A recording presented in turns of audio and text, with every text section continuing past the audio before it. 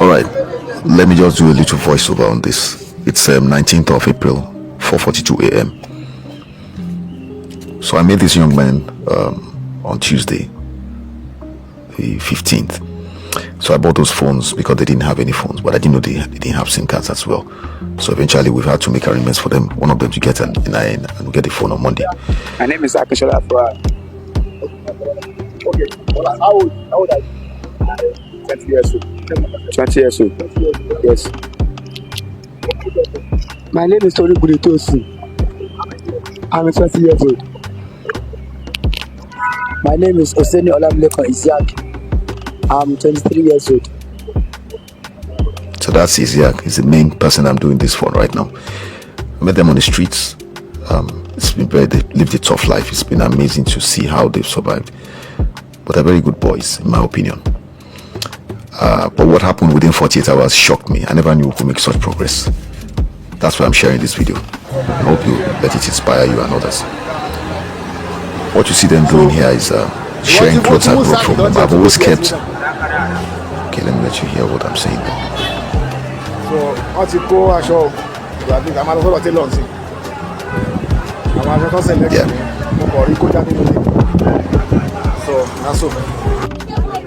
yeah, so I was talking about Taylor there because I was supposed to be to my Taylor, but the guy disappointed. So I bought them bags to put there. They didn't have anything, any place to store their things. Their things were getting stolen. So I bought them Ghana must go bags, padlocks.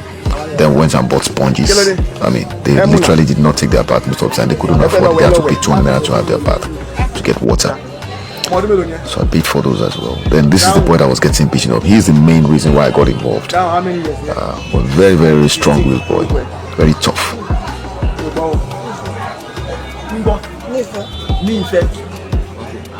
That's his name. Nifemi. So we tried to get the phone lines, but it turned out they would have to go and get registered NIN. So these guys couldn't help us. So when there, this is the place. Eventually we tidied it up, but we're to go back on Monday. That's going to be about 4 days. So those are the phones. I kept one, I gave one to them. Of course I have my normal smartphone, but just to be able to speak to them.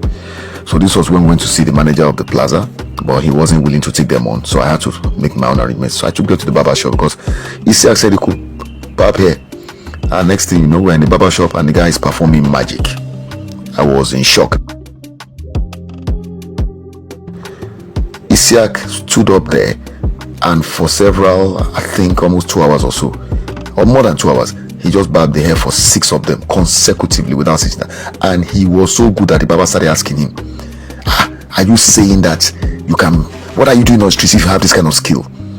Ladies and gentlemen, I tell you as I speak to you now, the barber has offered him a job. He's going to be given a shop, well equipped, and Isiaq is going to be running the shop and he'll be getting paid weekly.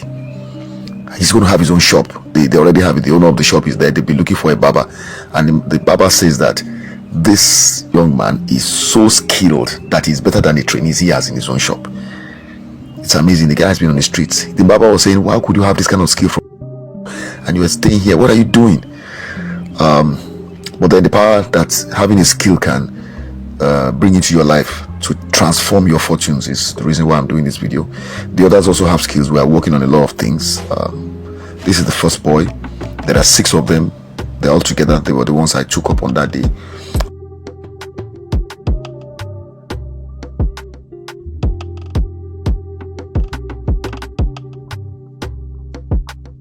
Very smart young man, very hardworking.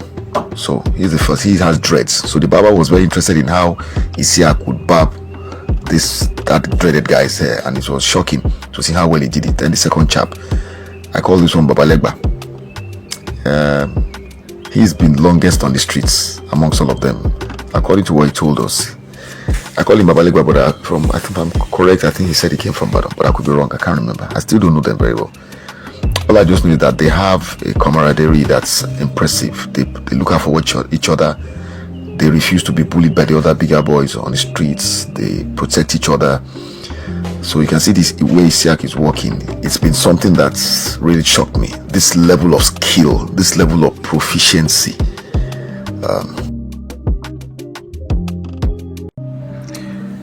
Right, so as I said, was so impressive watching him work.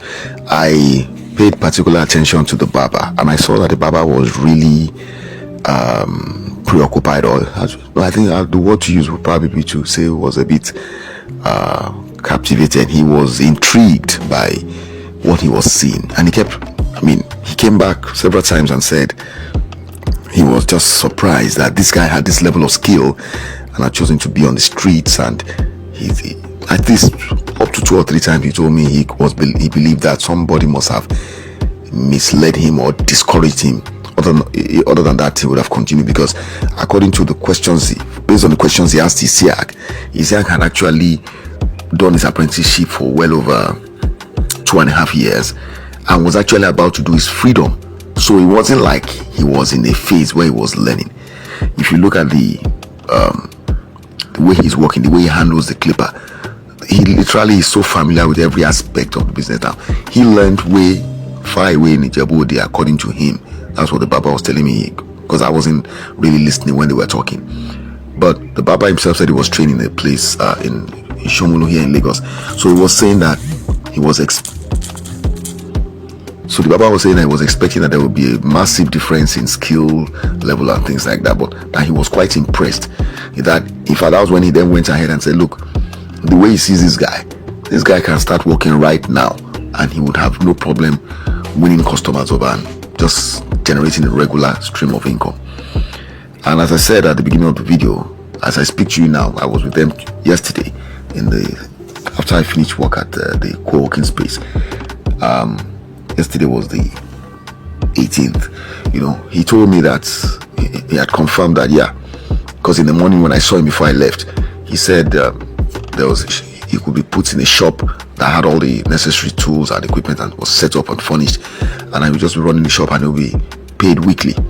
And Isiaq has accepted, and it's just for us to get the fine details of what the offer will be. That will be on Monday.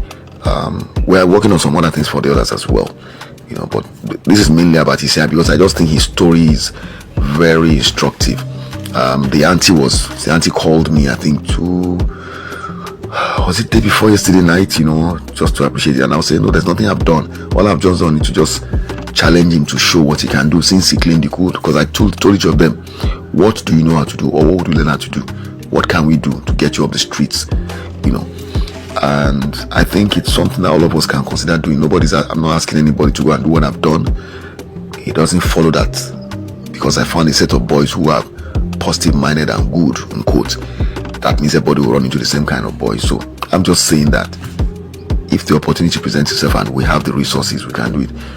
I'm not Dangote by any means, but the little I have, I think majorly what the kids see in me is the fact that I was willing to listen to them. I was not biased. I did not judge them. I give them a chance. And I told them, I said, if you disappoint me, that's on you. It's not me. And so far, they've been behaving very well. They have a lot of character problems because being on the streets, you've got to be tough. So the language and everything, we're working on that. I think with positive feedback from well-meaning adults around them, a lot of these young guys will do better. They don't mean to go into bad things. It's just because they want to survive. So Isiaq is a good example. Suddenly his skill has changed the way everybody in that area looks at him. He's now like kind of inspiration to many of them now. Now some of them are telling me they want to learn because I've told them I'm going to teach them some other things, and they're very interested. All of them are interested in it, but one particular one is saying that's exactly what he wants to learn. Has to do with the internet and all that.